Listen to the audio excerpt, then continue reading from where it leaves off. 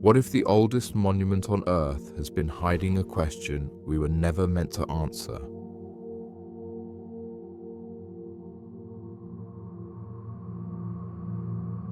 A sealed corridor, a silent door, a discovery whispered but not revealed.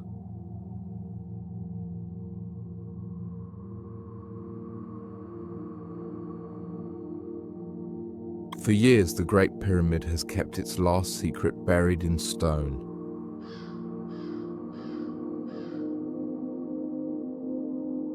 And now, for the first time, something behind its walls is preparing to speak.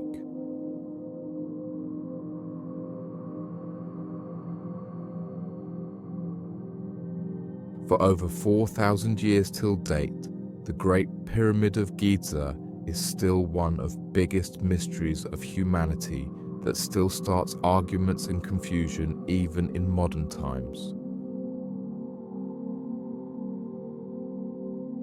Because it's too precise, too perfect for the tools they supposedly used.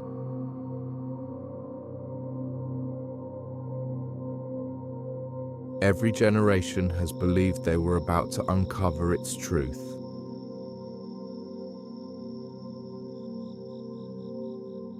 And now Egyptologist Zahi Hawass says we might finally be close. Not quite long ago, at an event in Sharjah, he announced that a 30-meter passageway had been discovered deep inside Khufu's pyramid with the use of scanning technology and robotic exploration tools. In the process of using muon imaging, 3D mapping, and thermal scans, researchers have uncovered a sealed corridor untouched for thousands of years.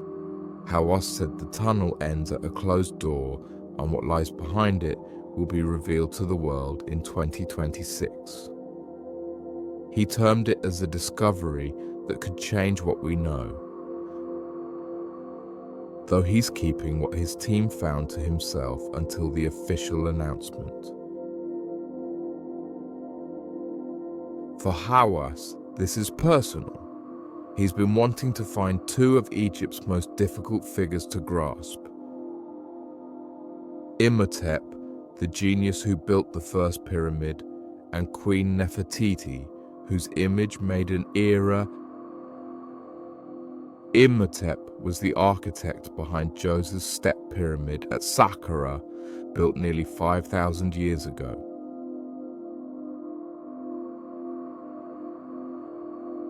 He wasn't just an engineer, he in fact changed the very language of Egyptian architecture. Before him, buildings were made from mud brick. He introduced limestone, columns, and roofs that lasted for ages. Hawass often says that finding Imhotep's tomb would be the most important archaeological discovery in history, bigger even than Tutankhamun's. Archaeologists still busy with chasing history, engineers and scientists are still trying to understand how the ancients accomplished what they did. Recent research points to the possibility that ancient Egyptians used water to transport huge blocks of stone upwards when building the pyramids similar to a basic hydraulic system. Images from satellites and computer-based models reveal evidence of canals, water storage areas, and upright shafts that may have worked as water-powered elevators. Stones may have been floated up these shafts on wooden platforms, with workers carefully flooding and draining sections to raise them. Around Saqqara, researchers found evidence of ancient lakes and dams that fit this theory. The researchers also found that 31 pyramids line up with an ancient buried part of the Nile. This suggests that the river once flowed close enough for ships to transport construction materials to where the pyramids were being built. People are still in awe of the Great Pyramid today. It has 8 faces instead of 4, as seen in aerial photos, because its sides are slightly indented. It's possible that this minor detail was intentional in order to maintain the structure's balance against earthquakes and erosion. The inward angle and layering made it more durable over time. Recent satellite scans have revealed something even more bizarre: possible underground structures beneath the Giza Plateau.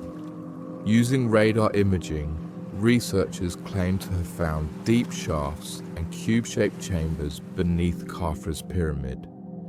Some contend that additional data is necessary before making any conclusions, while others believe it could be a part of a hidden complex.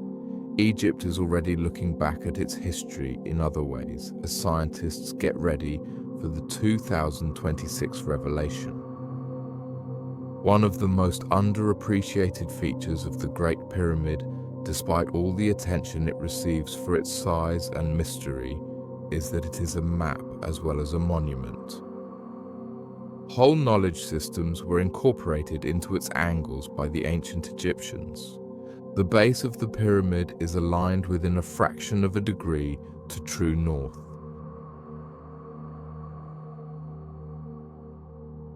According to modern laser surveys, it's a level of accuracy we didn't regain until the late 1800s. Contrary to popular belief, this required a rarer skill, a perfect understanding of the sky. Egyptians tracked the circumpolar stars, especially Mesa and Koshab, which rotate around the north celestial pole. By marking their nightly shifts, they found true north. The pyramid's foundation is literally pinned to the motion of the universe.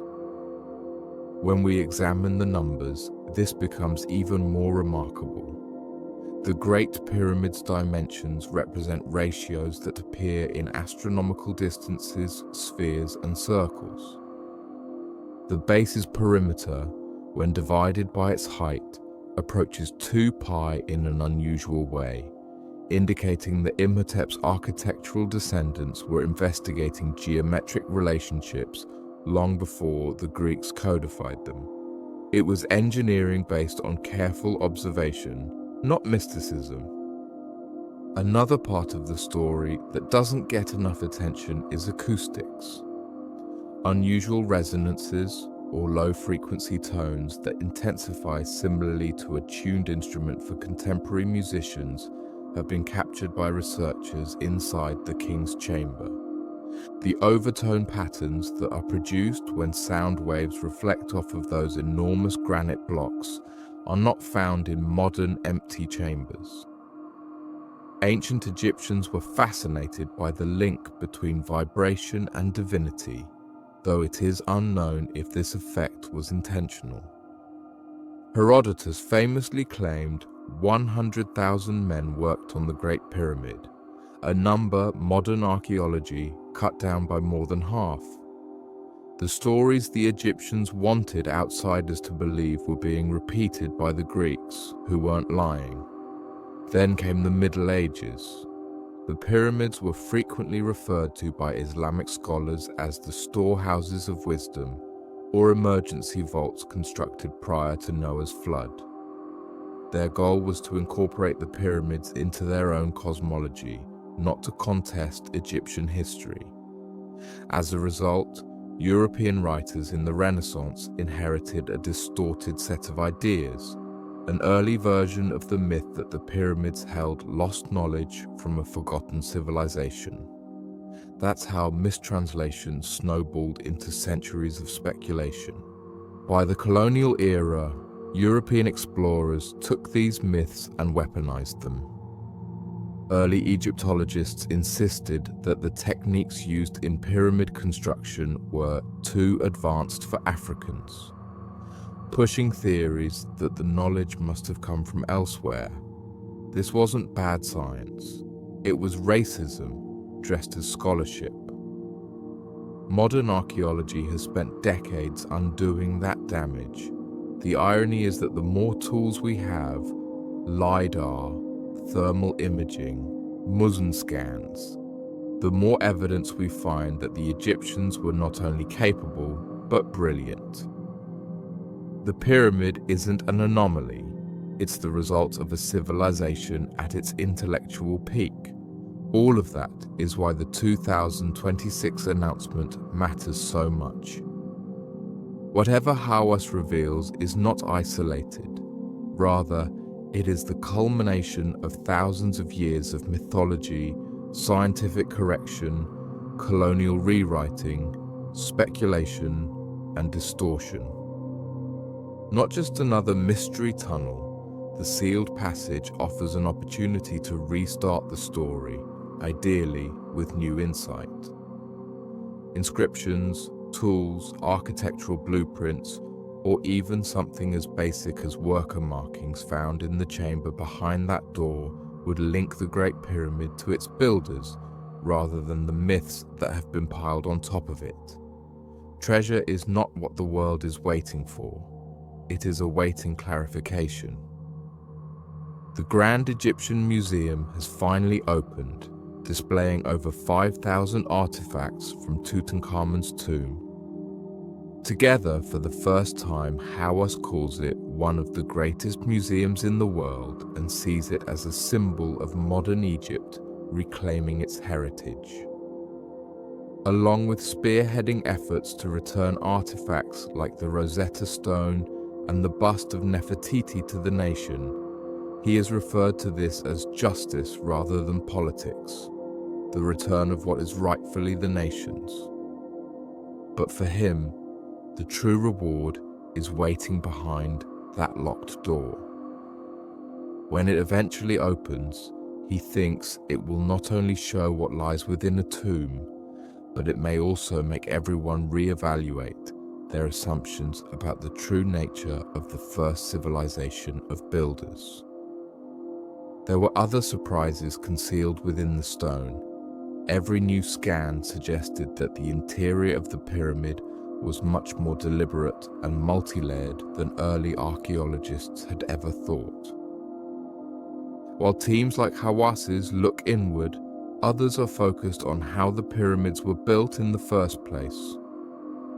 New findings at sites like Hatnub Quarry show that the ancient Egyptians weren't guessing their way through construction, but they had systems. One fact united all the theories. The Egyptians weren't heedless builders.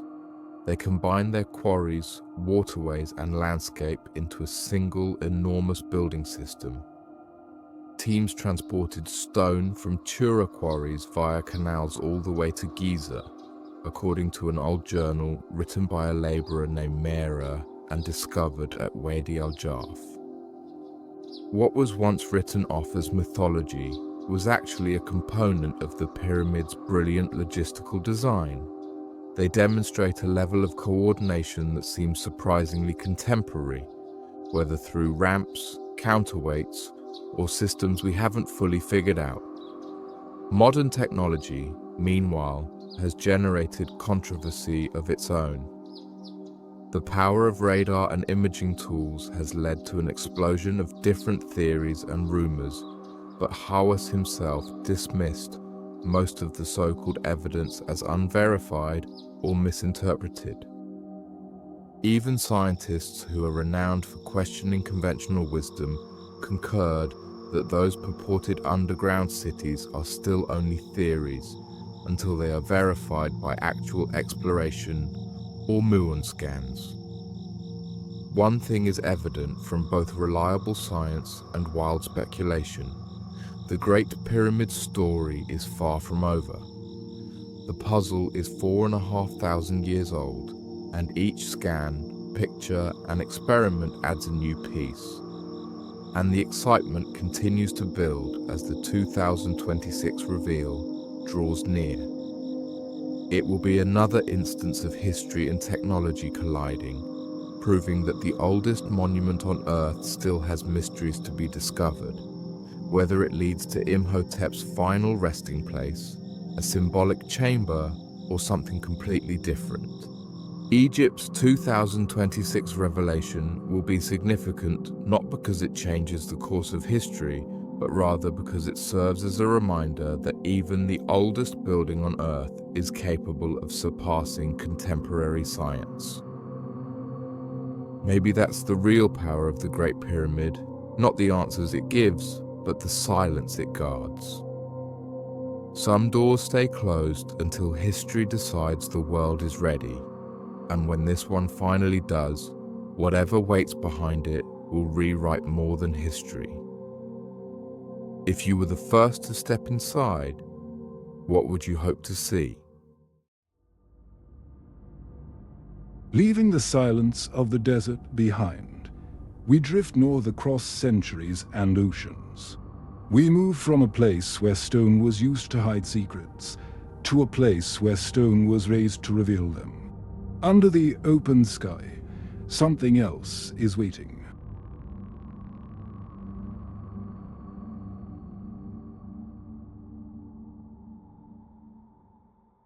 Something waits beneath the silence of stone, not buried, tuned. Each shadow falls where it was meant to.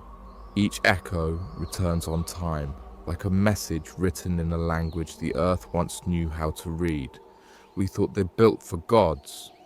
Maybe they built for something greater. Long before telescopes or written calendars, people already had an instinctive bond with the sky. The moon wasn't just something to look at. It was a teacher, a clock, a companion that moved with purpose. Its face changed, but its rhythm never faltered. And in that slow, dependable cycle, ancient builders saw meaning. Across the world, they turned that meaning into stone. From the windswept moors of Britain to the high plains of South America, humanity raised circles, pillars, and passageways that didn't just point at the heavens, they listened to them. To stand inside those stones wasn't just to be on Earth, but to be inside time itself. At first glance, places like Stonehenge or Callanish look like relics, massive, weathered ruins whose secrets were long erased by rain and wind, but their alignments tell another story. Many of them weren't built for the sun at all, but for the moon's slow, elusive rhythm.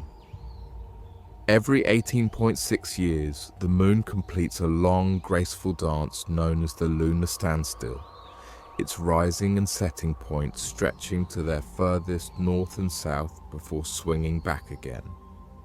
The people who built these monuments didn't just notice it, they built for it. At Callanish in Scotland, when the moon reaches its southern extreme, it seems to roll along the distant hills, perfectly framed between standing stones. That wasn't chance, it was design. The same quiet precision shows up at Stonehenge.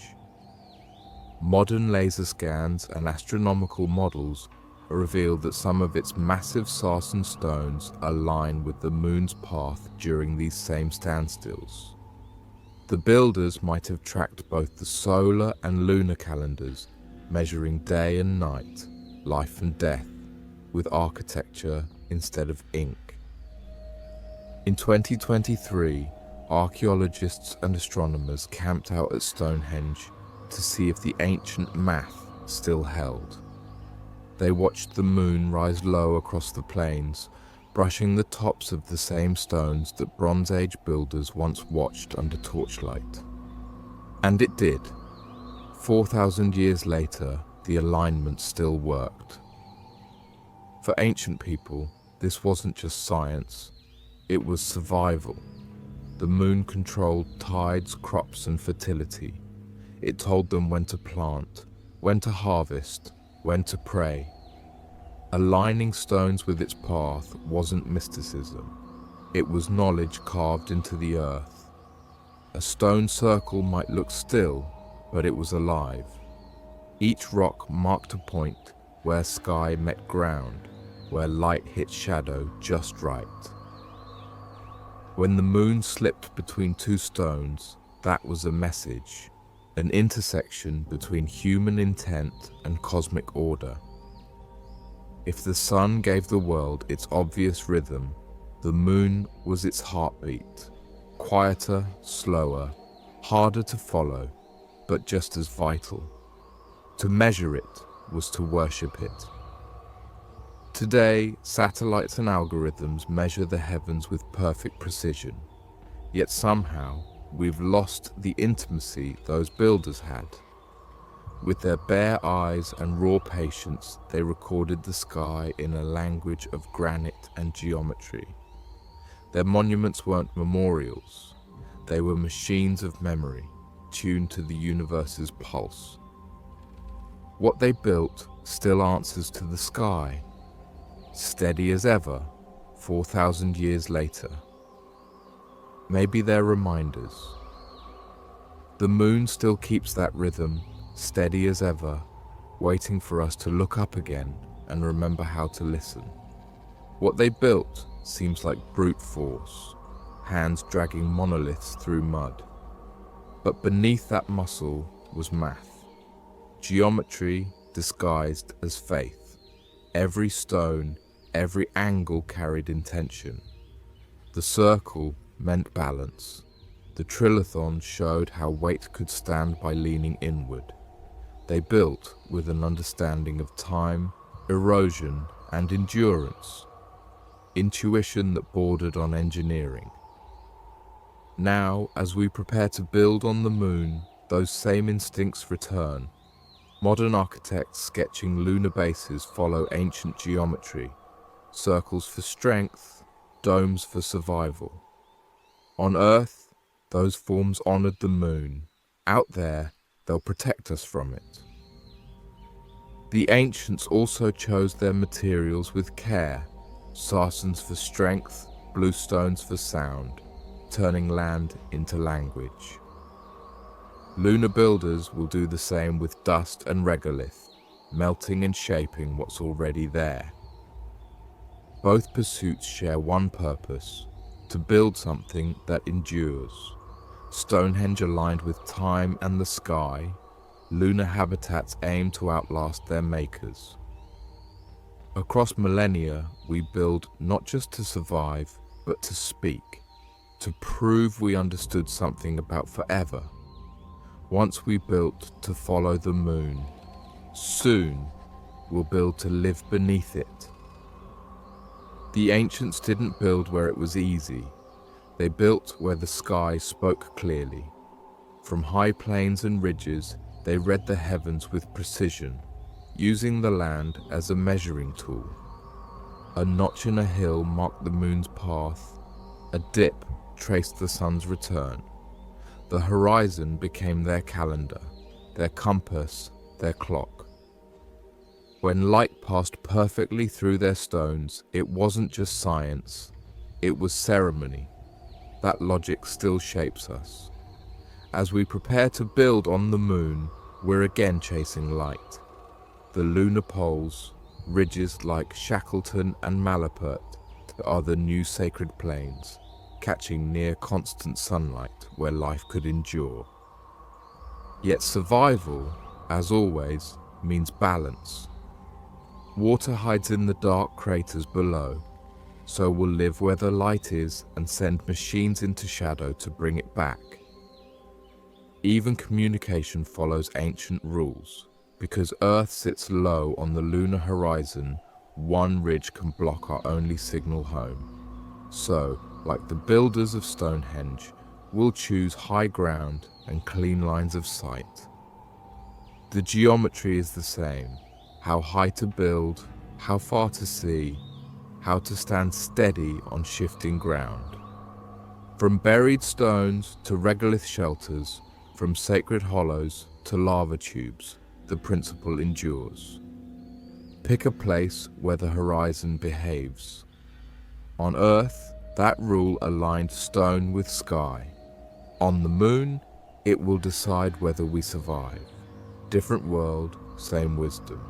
Geometry first, then everything else. The ancients didn't just build for space, they built for time. Each stone marked a rhythm too vast for one lifetime to hear. They knew the sky breathed in cycles, so they built for futures they'd never see. Their monuments were memories, proof that the world moved to a pattern larger than any single life. We still build the same way, just in different forms. Cities, policies, and architecture follow rhythms that unfold over decades. Our standstills are urban, not celestial, but they carry the same patience. The moon's orbit widens and contracts like a breath. Cities expand and shrink in the same pulse of growth and retreat. The standstill is the pause between, the space where balance lives. Ancient builders designed for extremes, setting boundaries that defined motion. Modern engineers do the same, building bridges for century floods, grids for peak demand, cities for once-in-a-lifetime storms.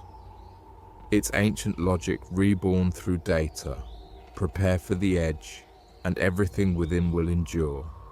Even in space, the pattern holds. Lunar architects now design with the moon's cycles in mind, mapping where sunlight lingers, where shadow falls, how long the dark lasts. The same geometry that guided stone circles now shapes habitats and solar arrays. In chasing progress, we've circled back to old wisdom, build in rhythm with the sky. True endurance isn't about permanence, but harmony. The ancients built to remember the moon's patience. We build to stay in step with time itself. Stone or steel, every structure is still a way of saying, we see the pattern and we're trying to keep time with it. When they built, they shaped empathy into geometry. The first walls curved inward, made to include, not divide.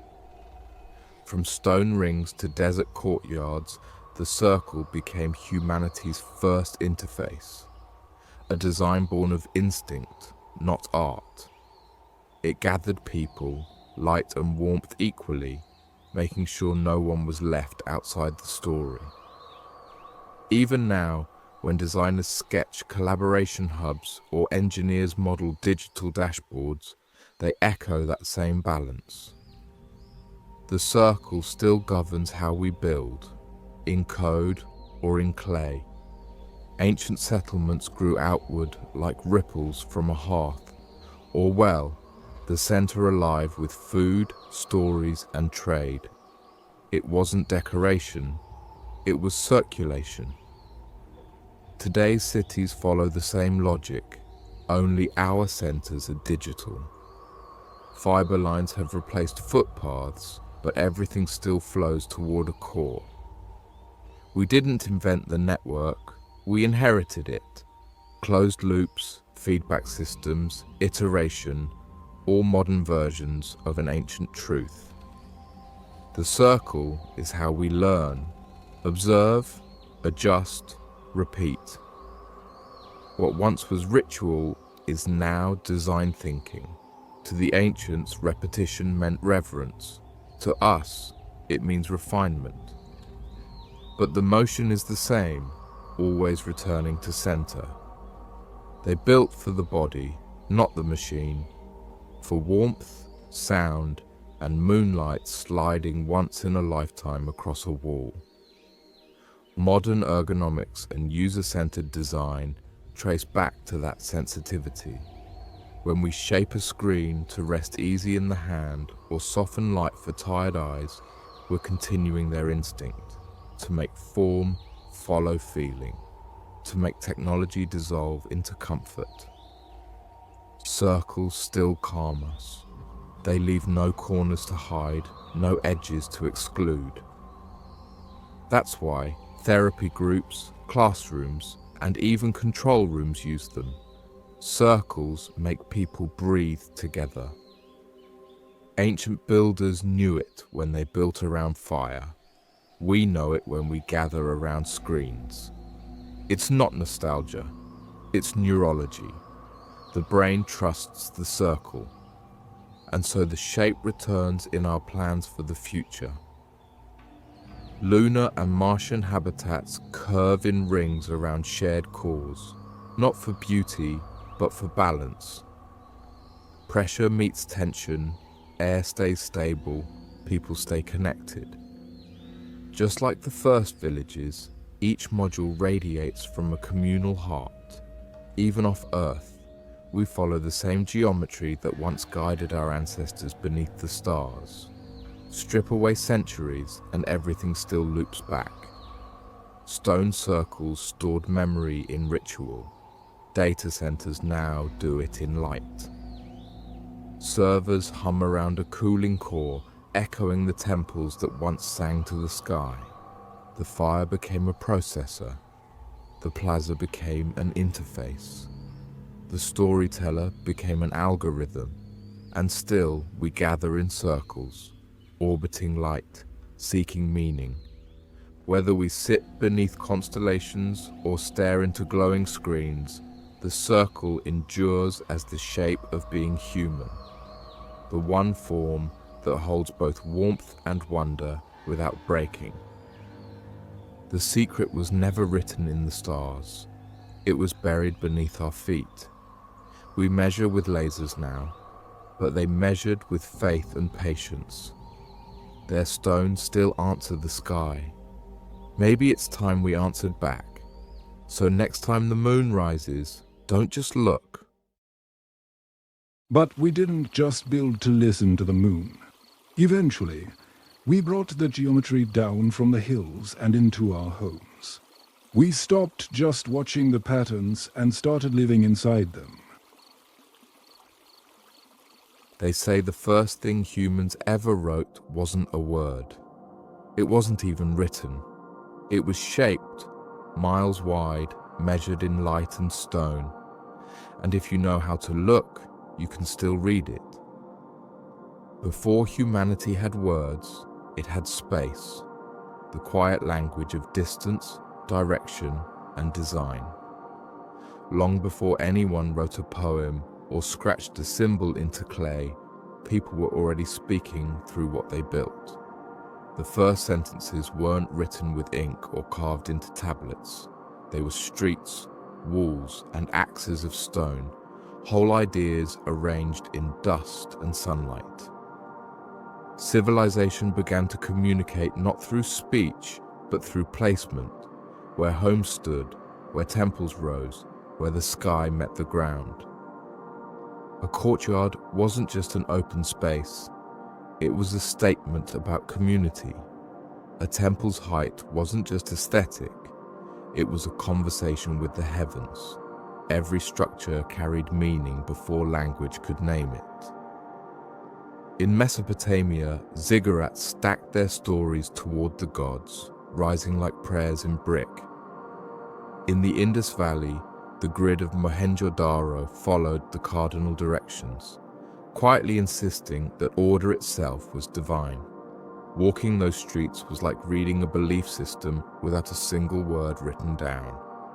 And then came the grid, humanity's first deliberate sentence, the moment when geometry stopped being cosmic and became civic. When people began shaping land into straight lines, they weren't chasing efficiency, they were declaring control. To draw a grid was to say, this space means something. Babylon's layout mirrored the stars. Teotihuacan's main avenue stretched like the Milky Way. Chinese capitals faced the cardinal points to align emperors with heaven. Every street, every courtyard was both instruction and declaration, a spatial manifesto telling people where they belonged in the cosmic order. Urban planning became the first form of mass communication. To build was to tell a story you didn't read but walked through. The temple at the center said what mattered most. The walls around it told of fear, protection, or pride. The streets leading to a palace whispered ambition. Jericho's walls spoke of survival. Athens's Acropolis held a dialogue between gods and citizens. Rome's roads spread like an unfinished sentence, stretching its empire's will across continents. Even now, cities speak in the same old tongue. The grid beneath your feet, the skyline above you, all of it carries echoes of those first stories written in stone. Architecture remains memory turned physical, a language that predates words but never stopped speaking. The first sentences weren't heard. They were measured, drawn, and walked. Stories told not in sound, but in space. Before empires ruled through armies or decrees, the Indus Valley mastered a quieter power, governance through design.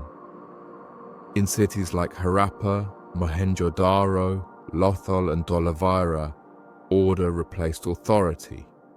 There were no kings, temples, or thrones, yet everything worked with remarkable precision.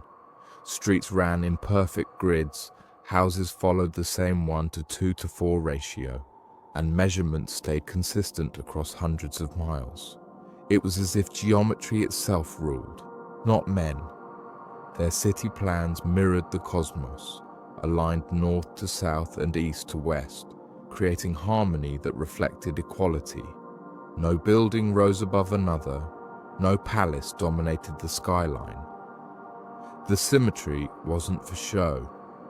It was social architecture, proving that fairness could be built, not just declared. Beneath their feet lay covered drains and sewers, the world's first sanitation system. Every home had access to cleanliness and dignity. Their laws were built into brick and street, not carved in stone tablets. A Harappan brick fit a Dholaviran wall because shared standards replaced central control. Trust became their architecture. What's most striking is the absence of violence or vanity. No wars, no palaces, no monuments to power. Their civilization thrived through embedded intelligence, a democracy of design that lasted centuries. In the calm ruins of Mohenjo-daro, every line and shadow still speaks that truth. Real civilization doesn't command through fear, it builds through understanding. Before democracy was written into law, it was built into space. After the silent order of the Indus, Greece carved its ideas into stone. The Greek polis wasn't just a city, it was a lesson in how to live. At its center stood the agora, an open field of thought where words were as valuable as goods. Farmers, philosophers, and citizens gathered to debate and reason as equals. There were no thrones or barriers. Conversation itself was the act of governance. For the Greeks, architecture was moral. Geometry wasn't decoration, it was fairness made visible. Every balanced column and measured ratio reflected justice and order. Their temples embodied reason, their layouts mirrored harmony. The city's proportions were ethical as much as aesthetic, a geometry of equality. Athens perfected this vision. The Parthenon stood not as a fortress, but as a symbol of shared identity, overlooking markets, theatres, and homes arranged for participation. The polis was philosophy mapped onto geography, sacred at the top, civic at the centre, communal at the ground. Every structure invited engagement, theatres that embraced their audiences, council halls sized for honest debate, homes that faced each other to spark connection. Democracy wasn't a vote, it was a daily experience, something you walked through and practiced. The Greeks proved that power needed no walls. A city's openness could be its constitution, its symmetry, its justice. The polis was democracy, drawn in lines and light, teaching that freedom doesn't have to be declared when it's already designed. While Greece turned geometry into philosophy, Africa had already turned it into life. Geometry wasn't drawn here, it was lived, passed through generations in the way people built, gathered, and believed. Where Greeks prized symmetry, African builders found beauty in recursion, patterns that repeated and evolved at every scale. Courtyards echoed courtyards, compounds mirrored kingdoms, and each layer honored the one before it. Geometry wasn't abstract, it was social, shaping how communities understood lineage, space, and belonging. These cities weren't rigid grids but living systems. Streets followed the land's contours, houses curved like branches, and every form adapted to its environment. What seemed spontaneous was actually a precise, adaptive geometry, design in dialogue with nature. At Great Zimbabwe, dry stone walls ripple through hills in flowing arcs, fitting perfectly without mortar. The great enclosure folds into itself like power made gentle, authority expressed through sequence, not dominance. In Mali, cities like Timbuktu and Djenné blended trade, faith, and form. The Great Mosque of Djenné rises like a breathing organism, its rhythm repeating from spike to shadow, a mathematical heartbeat turned sacred. Among the Yoruba, the family compound, or Agbo Ile, began with one courtyard, the heart, expanding outward as families grew. The pattern wasn't imposed, but emerged, repeating itself like memory. Markets and neighborhoods followed the same rhythm, each reflecting the other in nested harmony. Across the continent, the same logic appeared in Ethiopia's rock churches, Ndebele murals, beadwork, and textiles. Recursive art anticipating algorithms. African geometry prized continuity over control, rhythm over rigidity. Every structure, from hut to city, moved and breathed with life, proving that precision could live in curves. Africa's architecture was philosophy made tangible, a belief that order doesn't need straight lines to be true. Its geometry spoke a timeless truth. Life repeats, but never the same way. A pattern forever growing, adapting, and remembering itself. Today, our cities hum with power, but not purpose. Skyscrapers rise, traffic pulses, lights blaze, yet space no longer teaches. It merely contains. Buildings impress rather than express. We measure growth, not meaning. In the past, geometry carried life. Streets could symbolize equality. Shrines mapped heaven to earth. Indus bricks taught discipline. Athenian columns taught balance. Yoruba courtyards told stories of family and lineage.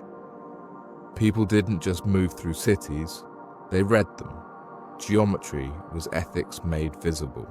Now, cities feel like chaos with no story. Malls, offices, and screens have replaced communal spaces. We scroll instead of speak, consume instead of commune. We build for deadlines, codes, and profit, not alignment, connection, or purpose.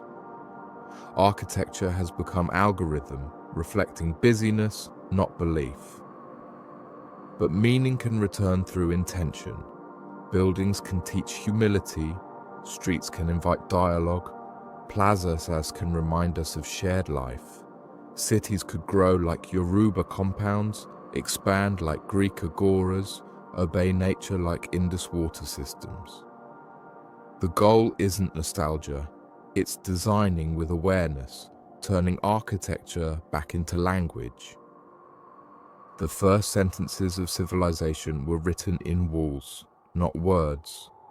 The next great civilization may not boast taller towers or faster trains, but cities that move us emotionally, giving streets a soul again, letting the city finally speak back.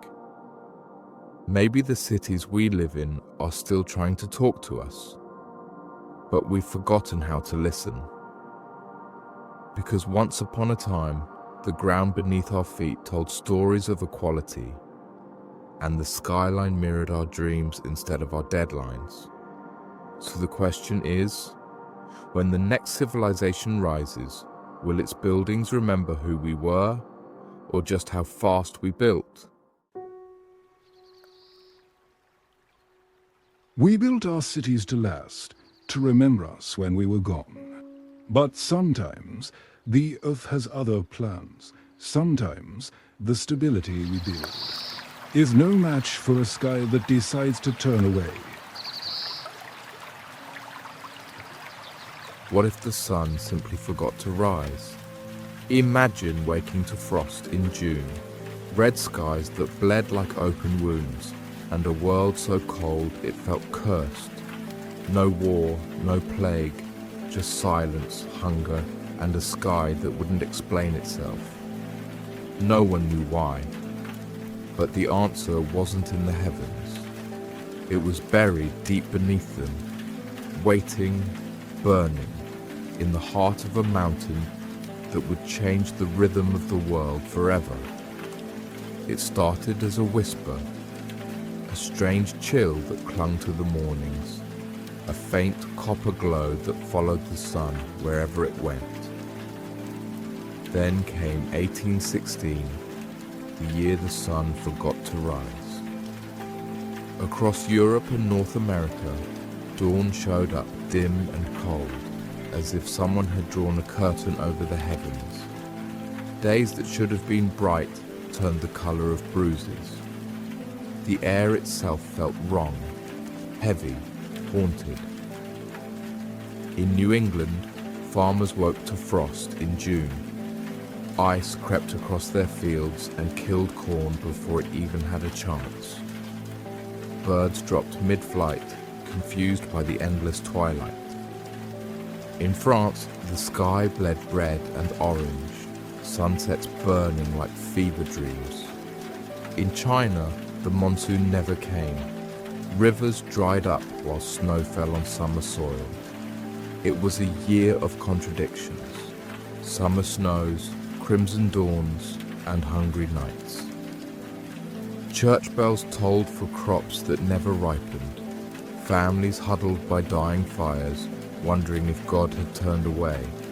Some blamed sunspots, others thought it was divine punishment. No one knew the truth, that the answer lay half a world away, where a mountain had torn itself apart. Mount Tambora, April 1815. Its explosion was so violent it swallowed the sound of itself.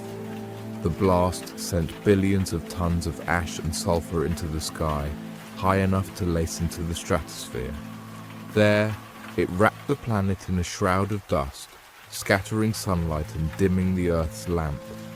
The ash painted sunsets red and left the days grey, as if the planet had forgotten how to breathe light.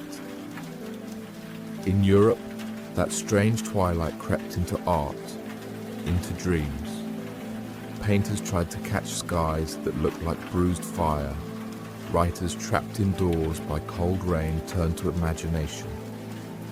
One stormy night by Lake Geneva, a young woman named Mary Shelley sat by a window, lightning flashing outside, and began to write about a scientist who tried to play God. Frankenstein was born from that lightless summer, the story of creation in a world that seemed abandoned by its own creator. The year without a summer changed everything. Crops failed, famine spread, the price of grain doubled, people moved, starved, adapted. But it also forced humanity to look up and realize how fragile everything was, how the sky itself could turn against us. When the light finally came back in 1817, the damage had already written itself into memory, and the Earth, as always, remembered. What erupts in one corner can darken another. They didn't have satellites or climate models back then, but the people of 1816 learned what we still struggle to understand, that the Earth keeps every secret, every scar, every flame we send into its sky. No one could have known that the dim skies and dying fields were the echo of one mountain's fury, a single eruption so vast it stitched the planet into shadow. The eruption released energy equal to 100,000 Hiroshima bombs, collapsing the mountain into a vast crater and sending a plume 40 kilometers high into the stratosphere. Ash buried villages, rivers boiled, and tens of thousands died instantly or from starvation as crops and water turned toxic. Yet the greater catastrophe drifted unseen. Fine ash and sulfur spread through the atmosphere, dimming sunlight and cooling the planet by nearly 3 degrees. Seasons failed. In Asia, monsoons vanished and famine bred cholera. In Europe and America, summer froze, crops died, and the world descended into hunger and grief. The world didn't just grow colder, it grew stranger. The skies hung heavy and grey as if the sun had been locked behind glass. Days bled into nights without warning, and Europe felt like it had slipped into a dream it couldn't wake from. Storms rolled across the mountains, lightning crawling over the clouds like restless thoughts. It was the summer that never came, and somewhere on the misty edges of Lake Geneva, a group of young writers tried to make sense of it. They gathered at a grand house called Villa Diodati, perched above the dark water. Lord Byron was there, brilliant, arrogant, and haunted by his own excess. Percy Shelley came too, with his quiet rebellion and wild idealism. Mary Godwin, just 18, was with him, along with her stepsister Claire and Byron's physician, John Polidori. They'd come chasing the romance of summer, days of poetry, swimming, and sunlight. Instead, they found only storms. The thunder never stopped. The mountains disappeared behind walls of fog. The lake glowed dark and still, like something waiting to swallow its secrets. With nowhere to go, they turned inward, reading ghost stories aloud by candlelight, their laughter echoing against the storm outside. The world felt unsteady, as if creation itself had slipped its balance. And then, one night, as lightning flashed across the water, Byron suggested a game. Each of them would write a ghost story. It was meant to pass the time, but it changed everything. In that dim villa, with thunder as their soundtrack, 2 new myths were born. Polidori, brooding in the corner, shaped a story about a cold, elegant man who drained the life out of others. The first true vampire, inspired by Byron himself. But it was Mary who caught something deeper in the dark. She'd been dreaming of life and death, of creation and consequence, of man's hunger to control what he doesn't understand. The world outside was dying, the air thick with the fallout of a distant volcano, and inside she imagined a young scientist daring to play God. One sleepless night, she saw it clearly, a man kneeling beside his creation, a body made of pieces brought to life by lightning, a flicker of light in a dead world. That vision became Frankenstein. The irony was poetic, that out of the coldest, deadest summer came a story about creating life. The sky itself had become a metaphor, electric, violent, unpredictable. The same energy that killed crops and blinded the sun now sparked a new kind of story. One where horror wasn't just found in monsters, but in the human desire to be more than human. By the time the storms faded, literature had changed forever. The old Gothic tales of castles and ghosts had evolved into something raw and psychological. Fear turned inward. The darkness outside had become a mirror for the darkness within. From Tambura's ash came an entirely new imagination, one that saw beauty in terror, truth in isolation, and meaning in madness. Out of a world stripped of sunlight, they built a new one, made of words, lightning, and the lingering hum of a storm that never really ended. When the sun finally returned, it wasn't salvation, just a dim echo of what once was. Light felt thinner, gentler, as if the world was wary of it now. The rivers had shifted, the fields lay dead, and people wandered through what was left, dazed by survival.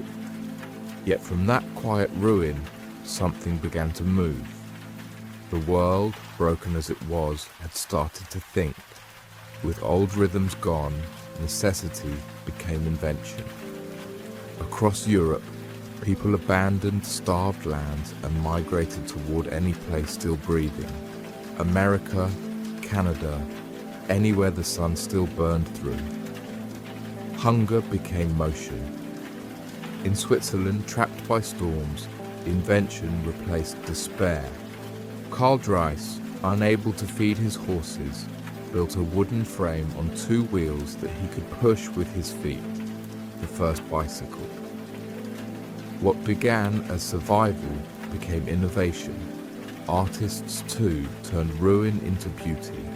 Turner painted the red skies born from ash.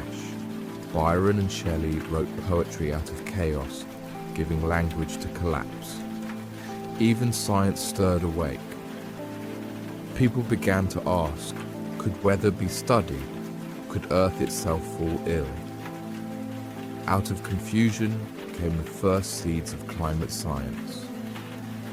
Faith shifted too. The darkness wasn't punishment. It was a mirror, showing how fragile and creative humanity could be. Tambora had destroyed, but it had also forced imagination to bloom. From a year without summer rose a century of invention. The world had stared into extinction and seen creation instead. When the skies finally cleared, humanity was quieter, wiser, and more aware of its place beneath the heavens, having learned at last to listen when the earth speaks. And so the world learned. Sometimes creation begins in collapse. Out of ash came stories, inventions, and the quiet courage to start again. The sky turned grey, but imagination caught fire. Because maybe that's what we do best when the light fades. We make our own. If the sun forgot to rise tomorrow, what would you create in the dark? Creation can come from darkness, but sometimes things are simply lost in it, buried in the ash, hidden in the clay. For thousands of years, we thought those voices were gone, until now.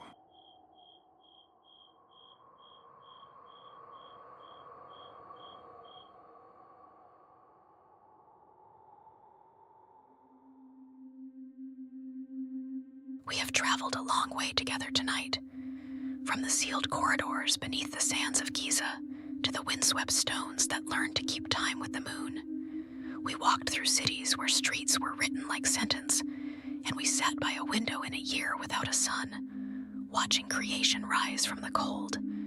We have seen that even when the world goes dark, it is never truly empty. If these stories tell us anything, it is this. Silence is not the end. It is simply a pause.